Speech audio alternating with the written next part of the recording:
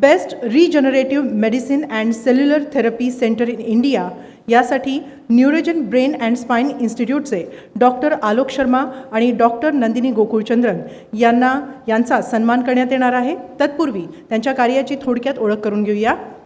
न्यूरोजन brain and spine institute ही neurological डिसऑर्डर्सवर काम करणारी आंतरराष्ट्रीय पातळीवर नावाजलेली संस्था आहे. आजपर्यंत जगातून 100पेक्षा जास्त देशातून रुग्ण इथं उपचार घेण्यासाठी आले आहेत. ऑटिझम, सेरेब्रल पाल्सी, मतिमंदता, गतिमंदता, head injury, spinal cord injury, muscular dystrophy paralysis अशा प्रकारच्या आजारांनी ग्रस्त रुग्णांसाठी Neurogen brain and spine institute हा आशेचा किरण आहे. इथं देण्यात येणाऱ्या cell therapies, regenerative medicine, neuro rehabilitation therapy, integrative थेरपीजमुळे रुग्णांच्या आयुष्यात सकारात्मक बदल होतात. डॉक्टर आलोक शर्मा आणि डॉक्टर नंदिनी गोकुळचंद्रन यांचा सन्मान करण्यात येणार आहे.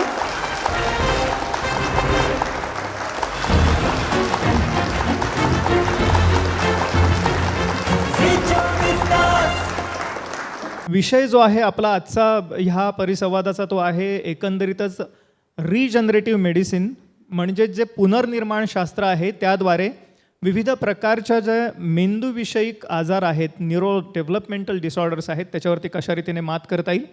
सर्वप्रथम मी ओळख करून देऊ इच्छितो डॉक्टर आलोक शर्मा यांची. डॉक्टर आलोक शर्मा हे सायन हॉस्पिटलचे न्यूरोसर्जरी विभागाचे हेड ऑफ द डिपार्टमेंट म्हणजेच विभाग प्रमुख आणि तसंच प्राध्यापक प्रोफेसर राहिले आहेत. पण सगळ्यात महत्त्वाचं म्हणजे त्यांनी स्टेमसेल किंवा रिजनरेटिव्ह मेडिसिनमध्ये जे संशोधन केलं आहे आणि त्यावरती आजपर्यंत 173हून अधिक त्यांचे शोधनिबंध प्रसिद्ध झालेले आहेत.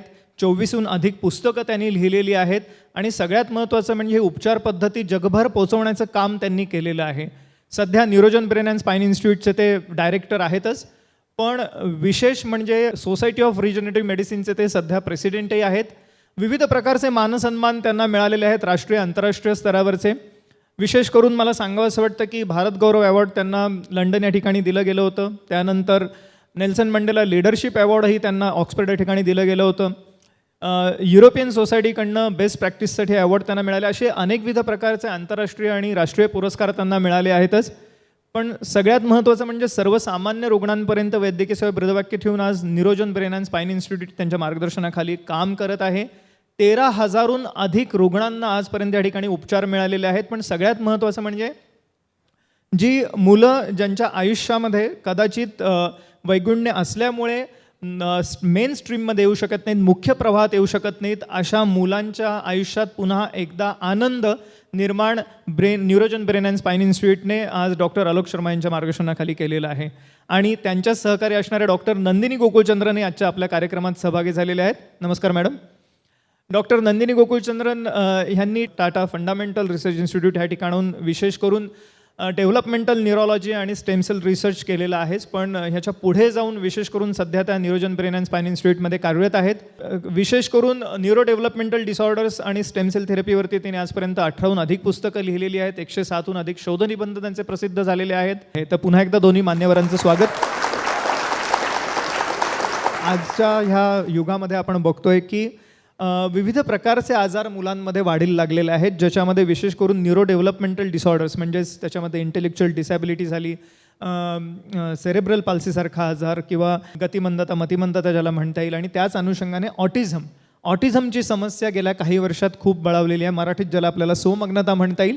तर त्यामुळे आमच्या जमलेल्या सगळ्याच ह्या प्रेक्षकांना सर्वप्रथम ऑटिझम विषयी सांगा, काय सांगता येईल? ऑटिज्म एक ऐसी मेडिकल कंडीशन है जो बच्चों में होती है और इमीडिएटली आफ्टर बर्थ उनका ब्रेन पूरी तरह से डेवलप नहीं होता, इसलिए वो बोल नहीं पाते, नॉर्मल स्कूल में नहीं जा पाते, अपने खुद के जो डेली एक्टिविटीज़ है बेदिंग, फूड, टॉयलेट एक्सेट्रा वो नहीं कर पाते, और इनमें बहुत सारी बिहेवियरल इश्यूज होते हैं, हाइपर एक्टिविटी होता है, एग्रेशन होता है, और इसकी वजह से ये एक इंडिपेंडेंट नॉर्मल लाइफ नहीं जी सकते. पर मोस्ट पीपल ये डोंट रियलाइज कि जो इंसिडेंस ऑफ ऑटिज्म है ये बहुत ज़्यादा बढ़ता जा रहा है, end this is because of various lifestyle problems.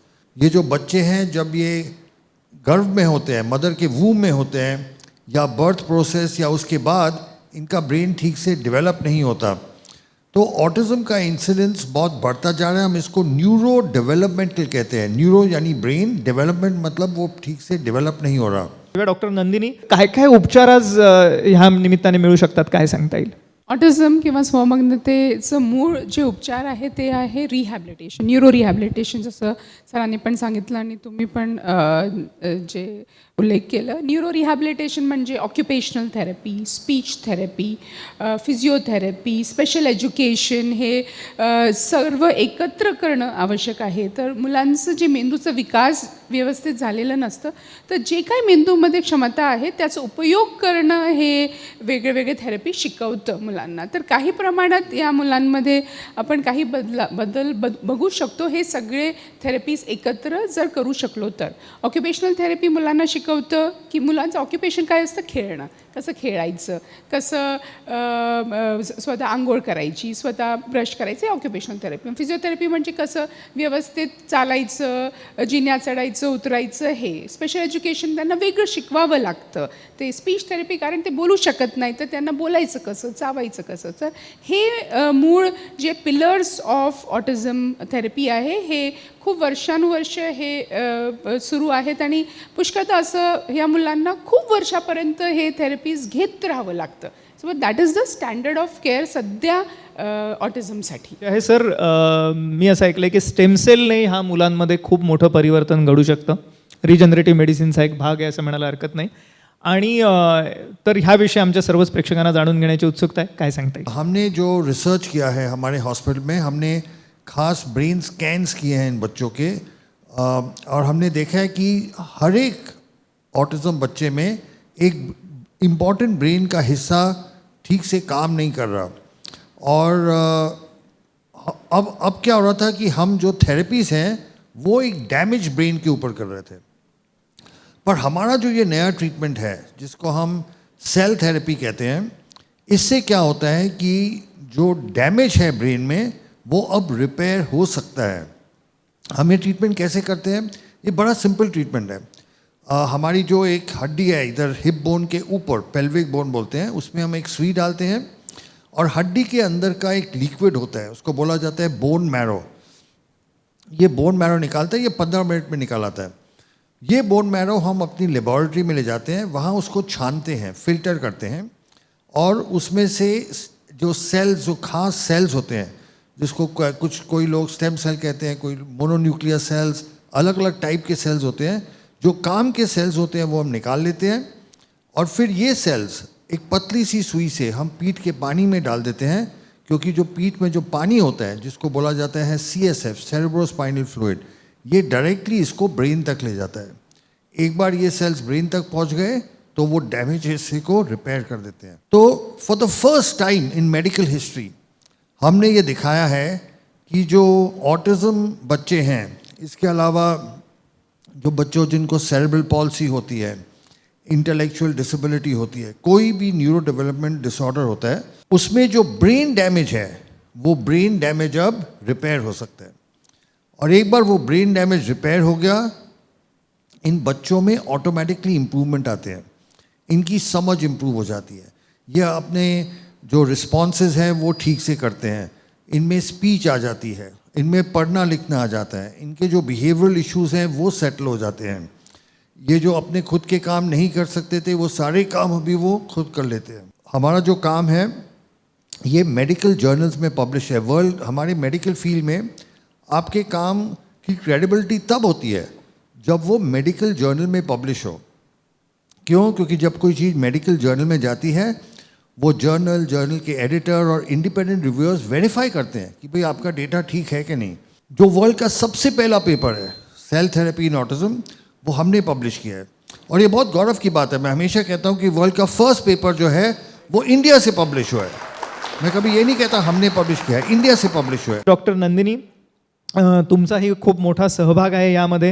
18हून अधिक पुस्तकांचं लिखाण तुम्हीही केलेलं आहे या विषयावरच्या. आणि त्यामुळे पुढचा प्रश्न अर्थातच माझा आहे की स्टेम सेल थेरपीच्या बरोबरीने इतर कोणते अजून असे उपचार आहेत जे ह्या मुलांमध्ये इम्प्रूव्हमेंट घडवून आणू शकतात, त्यांना स्वावलंबी बनवू शकतात, काय सांगता येईल? ऑटिझम किंवा स्वमग्नतेसाठी आपण जे ॲडव्हान्स ट्रीटमेंट्स आहेत 2 भागात डिवाईड करू. एक आहे ॲडव्हान्स रिहॅबिलिटेशन थेरपीज आणि advance medical treatments. So advance rehabilitation किंवा पुनर्वसन थेरपीजमध्ये जे मी थेरपीज ऑलरेडी सांगितले त्याच्या व्यतिरिक्त ॲक्वेटिक थेरपी म्हणजे मुलांना पाणी खूप आवडतं आणि पाणीचं माध्यम वापरून जर आपण त्यांना व्यायाम करायला लावलं तर ते खूप सहजपणे ते तिथे पाण्यामध्ये शिकतात. स्विमिंग मुलांना खूप आवडतं. पण ते थेरपी केली तर त्यांचं कॉन्सन्ट्रेशन वाढतं, त्यांची हायपर ॲक्टिव्हिटी कमी होते आणि पुष्कळ ट्रीटमेंट त्याच्यामध्ये आपण त्यांच्याकडून करून घेऊ शकतो. So aquatic therapy along with म्हणजे occupational therapy, speech therapy, special education, physiotherapy सोबत आपण ॲक्वेटिक थेरपी आणि सेन्सरी इंटिग्रेशन थेरपी केली तर हे एक ॲडव्हान्स्ड ॲडिशन होते. मग आर्ट बेस्ड थेरपी आहेत, मग ॲनिमल थेरपी आहे, हे सगळे ॲडव्हान्स रिहॅबिलिटेशन थेरपीज आहे.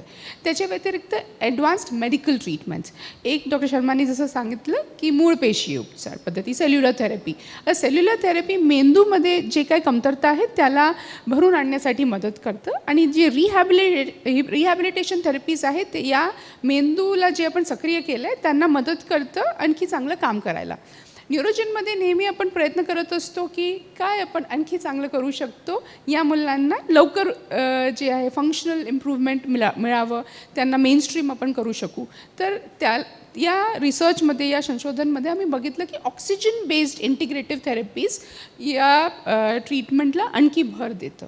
तर ऑक्सिजन म्हणजे हे नैसर्गिक आहे. जे स्टेम सेल थेरपी किंवा सेल्युलर थेरपी आपण करतो हे पण नैसर्गिक आहे ना, पेशंटच्या शरीरातून काढतो आणि पेशंटच्या शरीरात टाकतो. तसंच ऑक्सिजन बेस्ड थेरपी म्हणजे हायपरबॅरिक ऑक्सिजन थेरपी आहे, ओझोन थेरपी आहे, गट क्लेन्झिंग आहे, हे सगळे ॲडव्हान्स्ड मेडिकल ट्रीटमेंट्स आहेत जे सेल्युलर थेरपी आणि रिहॅबिलिटेशनला मदत करतं. एकंदरीतच झी 24 तासच्या या हेल्थ कॉन्क्लेव्हचा मला वाटतं हाच एक मूळ गाभा आहे की आता गंगा उलटी वाहते, परदेशातून डॉक्टर्स या ठिकाणी ट्रेनिंग घ्यायला येत आहेत, पेशंट्स इकडे ट्रीटमेंट घ्यायला येत आहेत आणि एवढंच नव्हे तर हे आता सर्वोत्तम स्वरूपाचे सुरक्षित आरोग्यदायी उपचार आता हे सर्वसामान्य रुग्णांसाठी उपलब्ध आहेत न्यूरोजन ब्रेन अँड स्पाइन इन्स्टिट्यूटमध्ये.